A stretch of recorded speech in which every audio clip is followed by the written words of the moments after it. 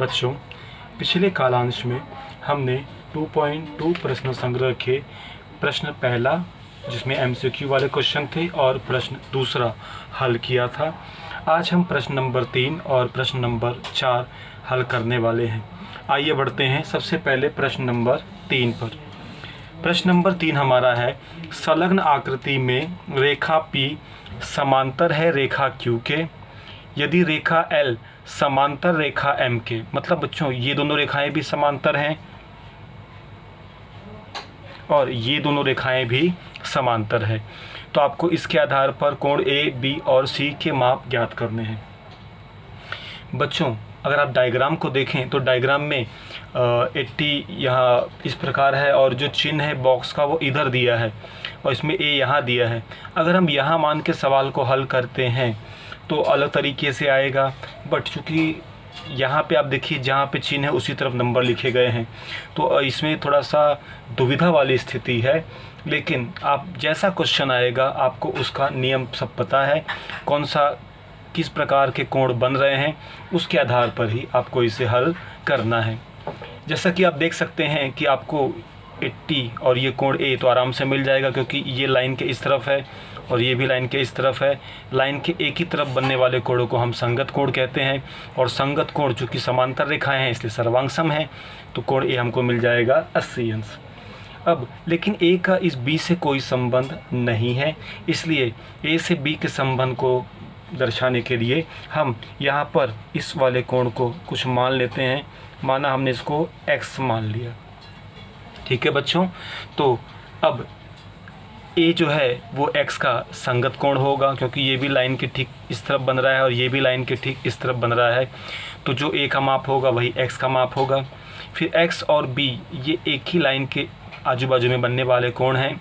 आप देख सकते हैं ये इस प्रकार से बनने वाले कोण हैं। ऐसे सीधी रेखा में जो बनने वाले कोणों को हम रेखीय युगल कोण कहते हैं। रेखीय युगल कोण से B मिल जाएगा।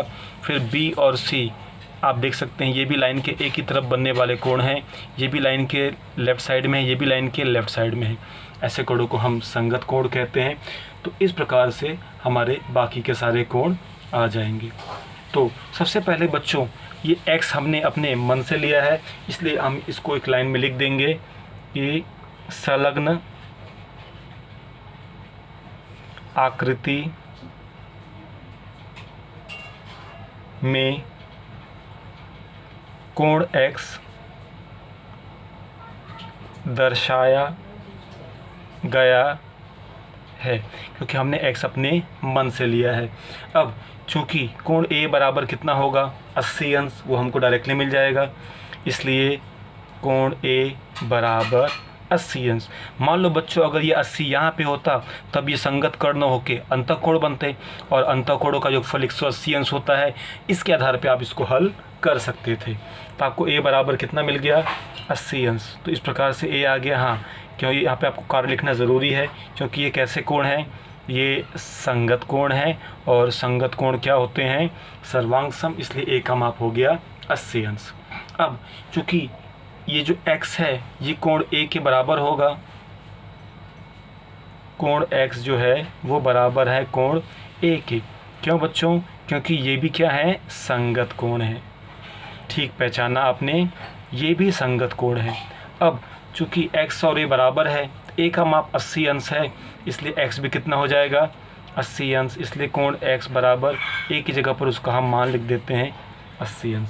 तो आपको x मिल गया 80 अंश। अब चूँकि कोण x और b आप देख सकते हैं डायग्राम में, x और b दोनों आजू बाजू के कोण हैं। इन आजू बाजू के कोणों को हम रैखिक युगल कोण कहते हैं, इसलिए कोण x प्लस कोण b बराबर कितना होगा 180 अंश।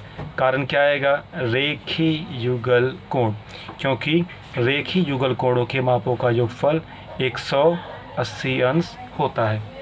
अब x चूँकि हमको नहीं मालूम है 80, x की जगह पर उसका हम मान लिखेंगे, प्लस कोण b बराबर 180 अंश। चूँकि b निकालना है इसलिए 80 को यहाँ से हटाना होगा, इसका हम क्या करेंगे पक्षांतर, इसलिए कोण b बराबर 180 अंश प्लस 80 बराबर के इस तरफ जाके क्या हो जाएगा -80, हमने समीकरण में इस तरह के बहुत से सवाल किए हैं। अब 180 माइनस 80 बच्चों कितना आ जाएगा? 100 अंश। इस प्रकार आपको कोण बी मिल जाएगा 100 अंश। तो कोण ए हमको मिल गया 80 अंश, कोण बी मिल गया 100 अंश। अब हमको तीसरा कोण सी निकालना है। बच्चों आप देख सकते हैं बी और सी ये ठीक लाइन के एक ही तरफ बनने वाले कोण हैं, और ऐसा ही हमने यहाँ भी देखा ए और एक्स में। तो एक ही तरफ बनने वाले कोणों को हम क्या कहते हैं? संगत कोण। अब चूँकि कोण सी किसके बराबर है? बी, क्योंकि ये भी कैसे हैं? संगत कोण हैं।